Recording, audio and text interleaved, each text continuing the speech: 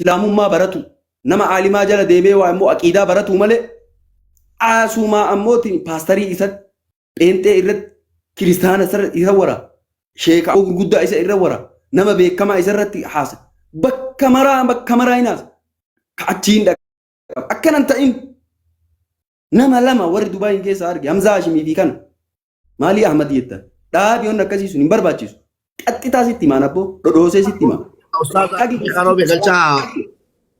Ustaaz Hamzaa Galchaa adubbatu galee inni si gidduu kana ijoollee shamarranii walitti qabatee wallaahi dhaazim warabbal kaabaan eenyuun soodhaan viidiyoo baay'inaan saanumaa iyyuu kunoo. Ustaaz Hamzaa Hashim dheengadda ijoollee shamarranii walitti qabatee ijoollee shamarranii Taree qaallichi taree dhiisi ani qaata argeemsaa Hamzaa Hashim itti himnee sili kaaniin itti himnee dadhabne Hamzaa Hashim taa'ii dhaabadhu diinii keessatti uflaali islaamummaa keessatti uflaali. Ustaaz abbaa manaa kootii jeejaa caalleerraa sin barbaadu naan jedhe biraam jetta dhaabbadha. Hamzaa Hashim naa galchaa kun hojjala jira. Maal jettan amma kana amma ammoo dubartii bichaa walii qabee ammootiin kana dhiisii yuumee ammoo diinii keessatti uflaalame isin diinii kana maal dalaytan diiniin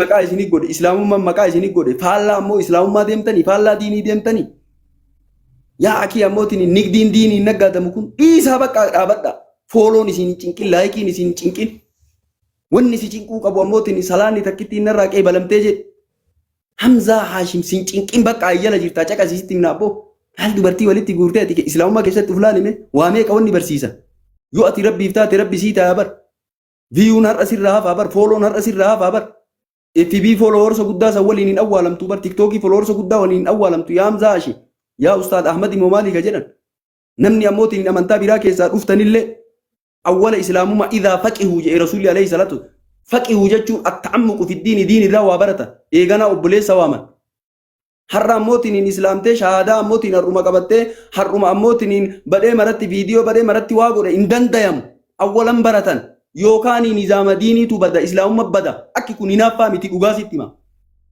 diiniitu bada tartiiba diiniitu bada islaamumma bada beekumsa irratti waa himan awwala ammootiin eega amantaa biraa irraa islaamummaa keessa seente islaamummaa sanirraa qooda waa fudhatan gaawafaa waa fudhattee sii galan obboleessa kee as waamtu dhalootuma viidiyoo bichaa ta'uuf hin cinqamina achittillee viidiyoo salaanni viidiyoo soomni viidiyoo zakaan viidiyoo laa ilaaha illallah bata jaran maal jettan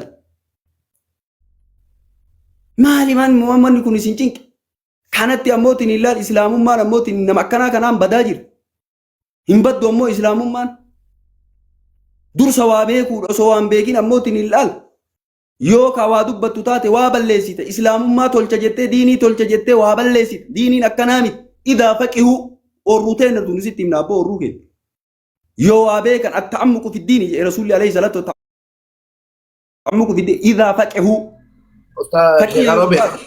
waa'ee salaataa irraa tayyaata yoo hin beekin salaatuma irraa yoo hin baratin har'uma shahaadaa seentee asraa ammootiin ilaalan viidiyoo noof jarjarsite akki kun sirrii bakka islaamummaa ammootiin rabbiif islaaman malee namaa fi mika islaaman namatti nimatan bara maraa ammootiin kunillee ka islaama eessanii ka islaama waggaa 8 illee ka islaama jedhanii mu'allafaayyuu hin jedhamtu bakka wayitii matakka rabbii soraadhaan haala walanii kaani ustaaz Hamzaan rabbii soraadhaan galchaa siniin jedhanii maqaa rabbii waamani galchaa kun hojjala jiru.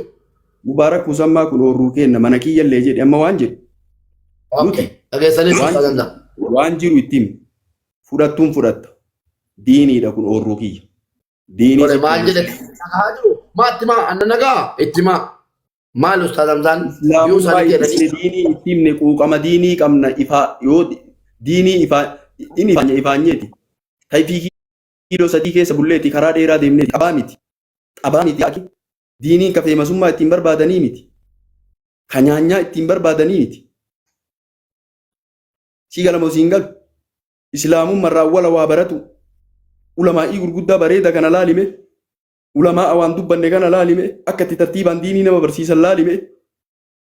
Akka amma dhaloonni ammaa dalaytu kun dalagaa jirani. Uummata kootii osoo qayyaratiin taree jira. Surree osoo qayyaratiin taree jira. Diinii kana barsiisee muka jala taa'ee barsiisee orruu keessa taa'ee barsiisee. Si galamo siin galle afaa gaarii osoo waliin argin ka tarettare nyaata gaarii waliin argin osoo tarettare tare jira. Asii kana laayikii matu isa cinqe, fooloo matu isa cinqe, biyyuu ammootiin hin bar guddifatu isa cinqe. Akkanaa kun salaatallee gata bakka bar salaatallee waa salaatti iyyuu natti hin fakkaanne iyyuu. Salaatumaa salaatti iyyuu natti hin fakkaanne eega biyyuun cinqu eega burmaal dalaga jechuun boru ammoo viidiyoo akkamiin gabbawa jechuun kanuma isa cinqe salaanni ammoo asraa takkittiin irraa qeebalamtee jetteen cinqamtu.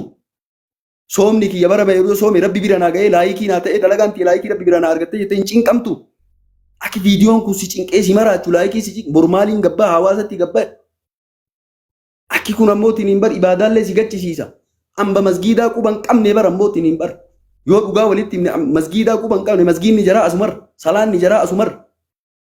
Eega ammoo koomantii dubbisu eega laayikii lakkaa'u eega fooloon ol deeme moo gad deeme jechuu yaanni jaraa kana ta'e bubbee dhaloota bubbee kana uummanni illee jala deeme maalirraa waa baratamee diinii akkanatti waa barsiiftanii. Yoo ammootiin hin bar Hamzaa Haashim caqas. Yoo ammoo diiniin ati baratte kun si fayyade namallee fayyadaa bar. Yoo si fayyade namallee fayyadaa bar. Yoo si hin fayyadin nama sanillee hin fayyaduu beeki. Maaltu situ ammootiin hin dalagaan ittiin jirre dalagaan bira hin jirtu.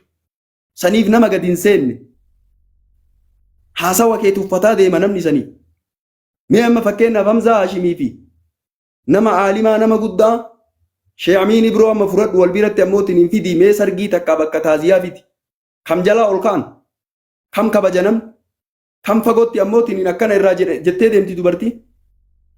Akkaataa uffannaa keetii yoo hin tolchi akkaataa taa'umsa keetii yoo hin tolchi surree bijaamaa ammoo qaama saalaa keessa akkanatti ol dhaaban kana dhaabanii asirra humna kan akkana godhanii akkanatti haasa'uudha. Kana diiniin akkana diiniin nizaama qaba tartiiba qaba. Uflaali situ diinii san bira hin jirre dhamaan bira hin jirre afaaniin asirraa lallabdaa malee dalagaan itti hin jirre uflaali. Osoo dalagaan itti jiraatte saree maras si sodaata. Heeybaa qabdaati. Nama biraallee sodaatan namnillee si kabaja.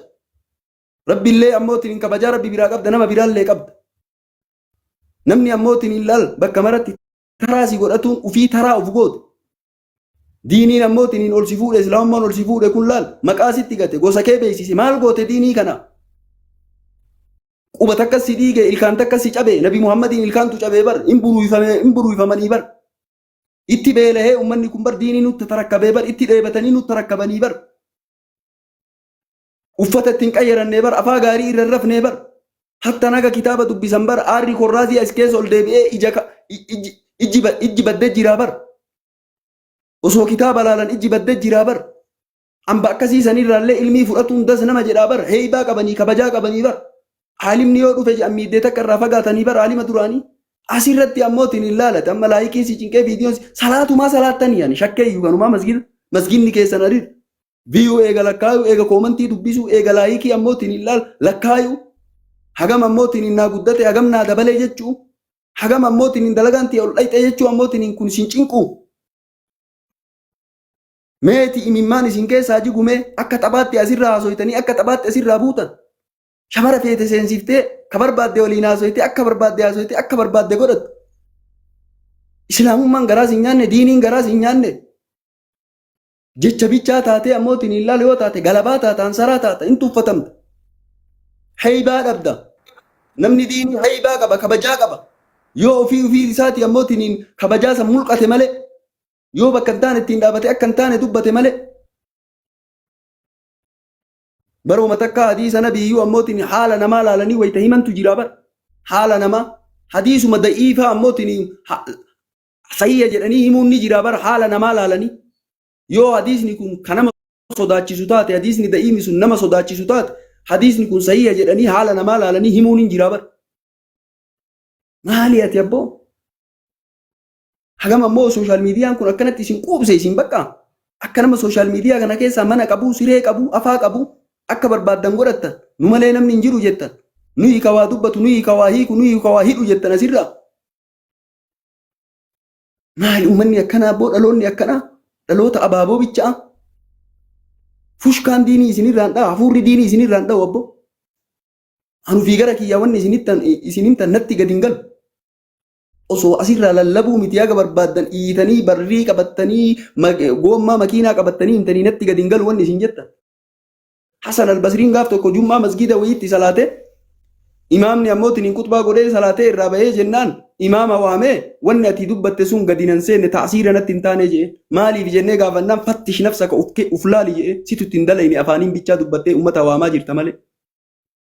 Nama yoo ammootiin hin bar namni torba dhufe ammoo daa'u aangoone jira bar. Baay'ina namaa malee daa'u aangoone jira naasoo hin jira bar. Nama kaameraa malee daa'u aangoone jira bar. Nama kaameraa malee hin dubbanne jira bar. Dhugaa ammootiin hin dhiirtima jirti. Kadhoo isaan ammoo masgiida ammootiin karaa dheeraa deemtee daa'u'aa godhaa jirtu ka cinqaa hedduu keessa baatee ammoo daa'u'aa godhaa jirti ka kaameraa takkaan asiin mul'atin ka agarraa nama aalimaa fuula ofii mul'isin hin jiru asirraa ka fuula ofii mul'isin eenyu waadoo jedhan aalima bahara akkanaatu jira laal ummanni haybaa qabu ummanni ammootiin hin laal jaalatamaan har'aa ragaa ba'a ammootiin hin laal ragaa ummannu ragaa walii ba'a kamtu ammooti hafuurri diinii irraa dhaya kamtu nama ilmii quuqamu nama diinii quuqamu kamtu sheeka dhugaatii sirratti ammootiin tatbiiqa ta'uu qaba hadiisni sun hadiisni atiintu sun awwalan hadiisni nabii quraanni rabbii asii qara'amu yoo guyyaan si jijjiiri ammootiin wayita waa himtu laal rabbiif jecha waa dubbataa hin jirtu ufii keetii ammootiin itti dalaydee ammootiin akkasitti himaa hin jirtu dhaloota bubbe'e taa'ii nama gallee miidiyaa ammoo guddifachuuf hin deemini kana lamaani Dubaayin keessa akka arge haqasitti maasirratti sitti maaginu jala kana jirtaa caqaba eenyu Ahmad Maalii jedhan san baradhu atillee kiristaana irraa islaama taateen pheentee irratti isatu ammootiin hin dalaga eenyu kana ammoo pheentee guddicha san irratti illee isa dalaga bakki inni hin buune hin jiru bakki inni hin buune ilmii malee dhabar namni ilmii malee haasa'u kanatti beekamala beekumsa malee namni haasa'u osoo waan baratiin dafee cinqabu dafee fammasuuf cinqabu akkamatti beekama. Eenyu ammoo warra jimmaa san tuqeeyyuu matana Ahmad eenyu san eebboo nutti hin taniisin kan Dubaay hin jiru kan Ahmad Maalii jedhan sila Ustaaz Ahmad Maalii jettan gaafa qaballaalle paastarii mararratti waraaba kaan irratti waraaba laa ilaaha illallah maal abboo ummanni kunniin ummata kanaan diiniin badee bar maa afsada haadha diinii jedha Aliyyuu Nabii Xaalib diinii kana wanni balleesse galabaa akkanaa kanniintu balleesse galabaa ta'uu hin qabdu tansaraa ta'uu hin qabdu bakka quwwaa qabaadhu. Laa ilaaha illallah.